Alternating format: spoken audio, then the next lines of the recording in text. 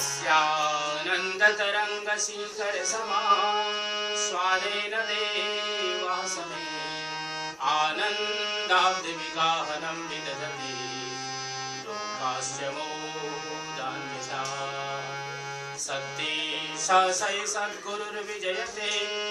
कारुण्यलीलाधरो हंसानां निजलोकदः सुखकरो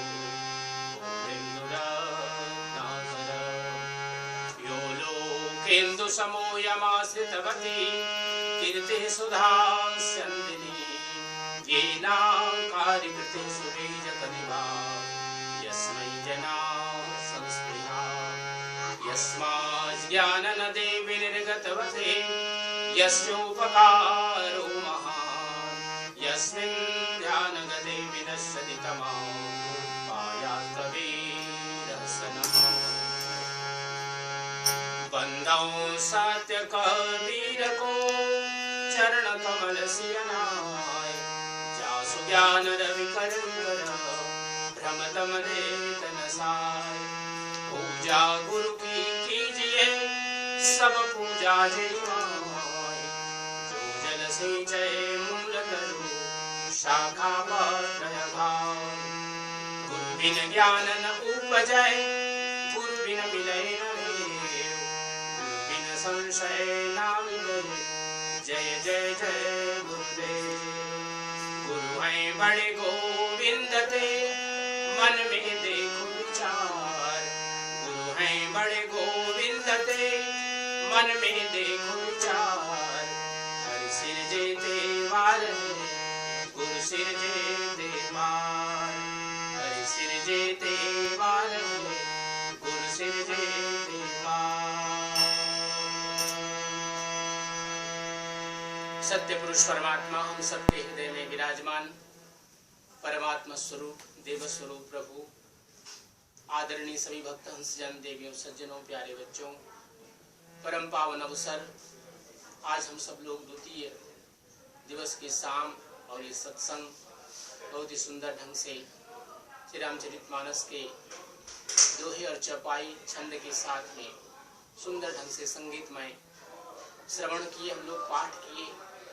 और आप सब लोग बहुत ही श्रद्धा भक्ति के साथ इस सत्संग में बैठे हैं और सत्संग का आनंद ले रहे हैं। बहुत प्राचीन काल से जब हमारे हिंदू सनातन आर्य संस्कृति का प्रादुर्भाव हुआ निश्चय ही उस समय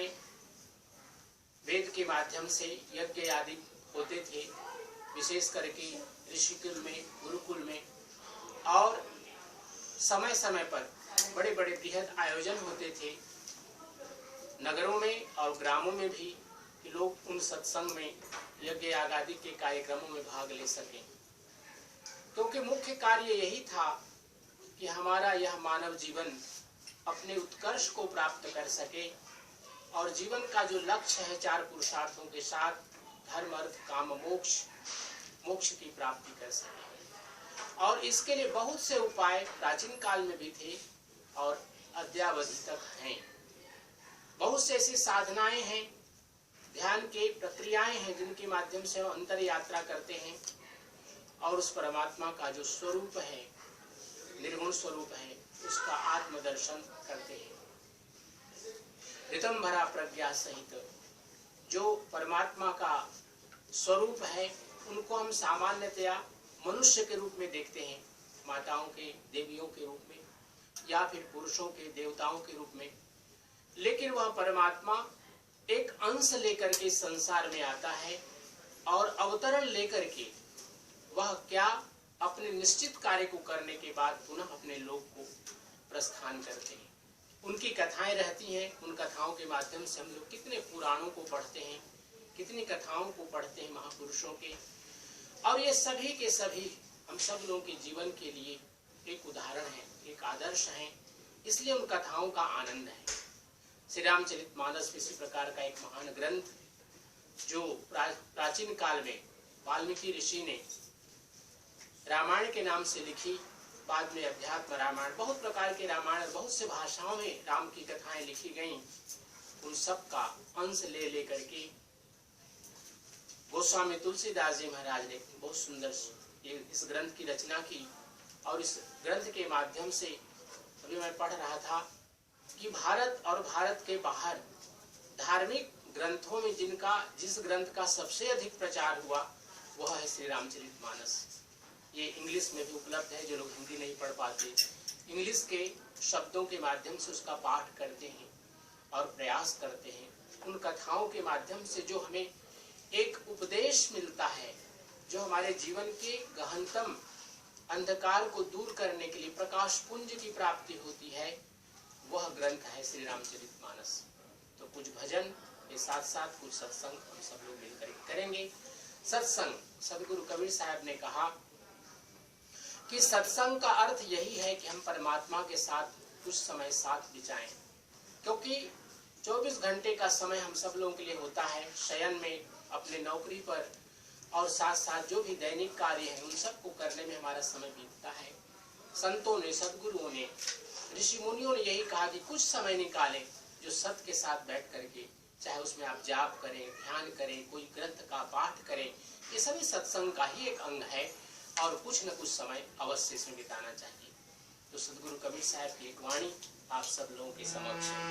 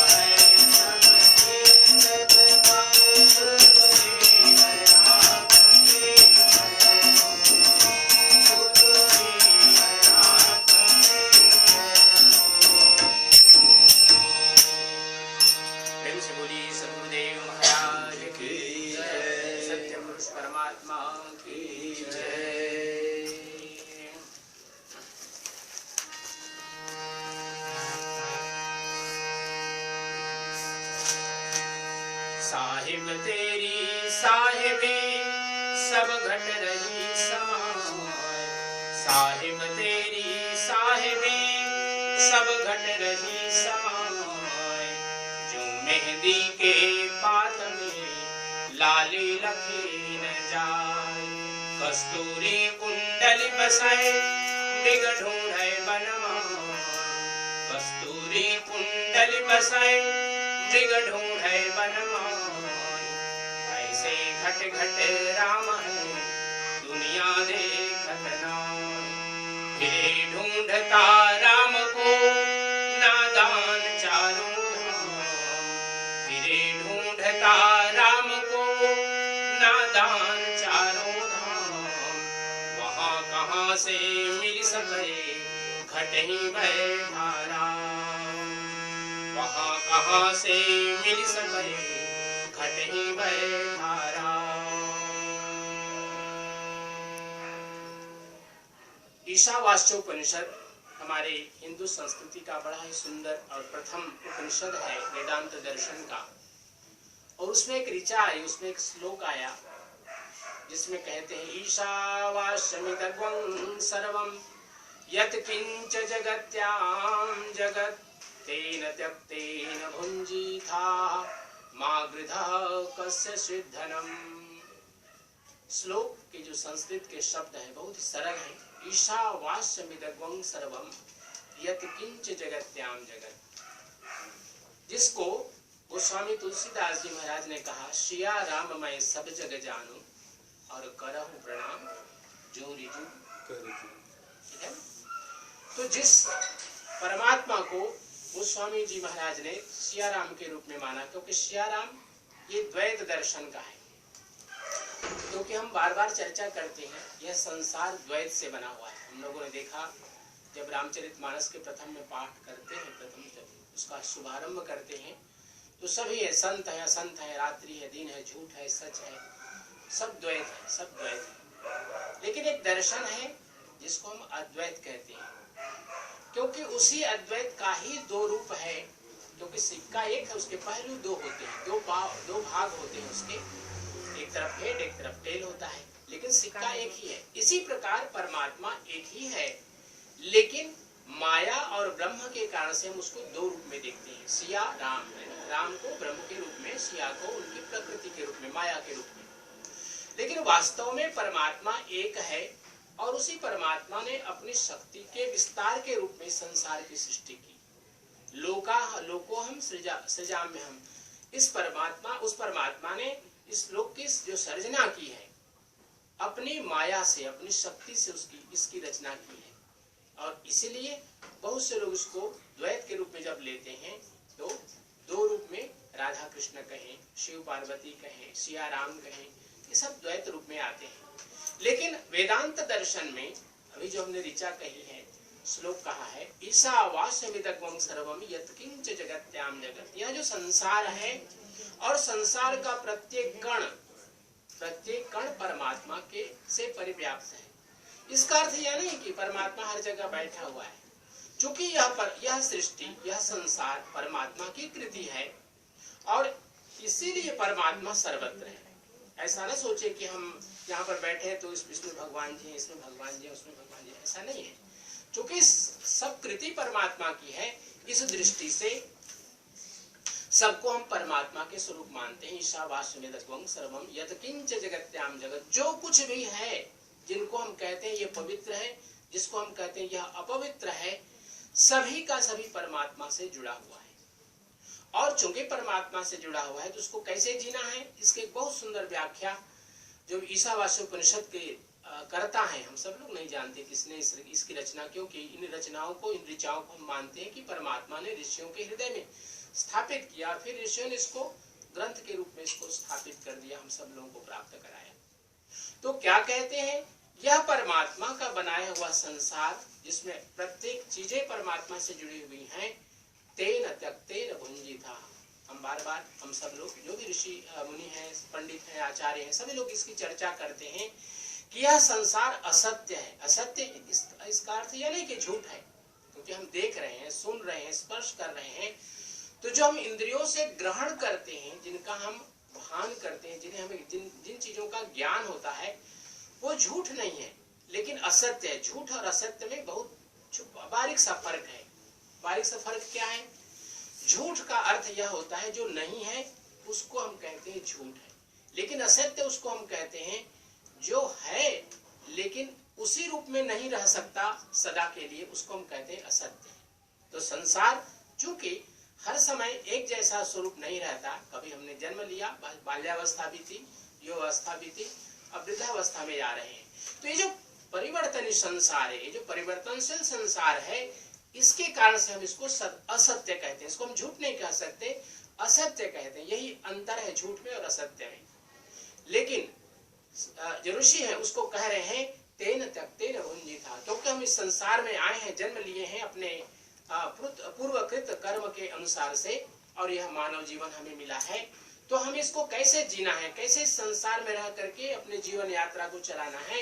तो ऋषि कह रहे हैं तेन त्यक्तेन भुंजीथा, इसको हम त्याग पूर्वक, त्याग का अर्थ है नहीं कि इसको हम छोड़ दे, त्याग का भी एक बड़ा सुंदर अर्थ है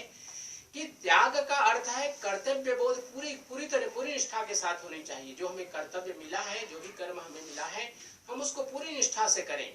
लेकिन उसके साथ आसक्त न हो, अटैचमेंट न हो। क्योंकि जब आसक्त है, इसी को भगवान श्री कृष्ण ने कहा कि कर्मण्येवाधिकारस्ते मा फलेषु कदाचन,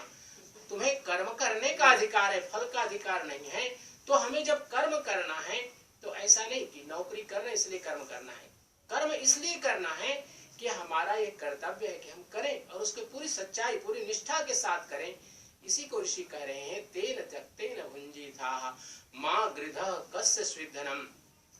उसके साथ आसक्त मत हो, क्योंकि न तो हम कुछ लेकर के आए थे और न कुछ लेकर के जाएंगे। मुट्ठी बांध के आया जगत में हाथ पसारे जाएगा, यही संतों और सदगुरुओं ने कहा है। एक भजन और आप सब लोगों के समक्ष इसी भाव को रखते हुए कि परमात्मा सर्वत्र है, परमात्मा को दृष्टि की आवश्यकता है। मुंह को कहाँ ढूंढे बंदे, मैं तो तेरे पास में। हम परमात्मा को जब देवी माँ के रूप में देखते हैं तो परमात्मा उसमें है। जब किसी देवता के रूप में, शिवलिंग के रूप में, जहां भी हम दर्शन करें, हमारा विश्वास होना चाहिए परमात्मा वहां तो है ही है, क्योंकि घटघटवासी है वो, लेकिन परमात्मा है जो आपके साथ भी जुड़ा हुआ है और उसी की शक्ति से हमारा जीवन की यात्रा चल रही है।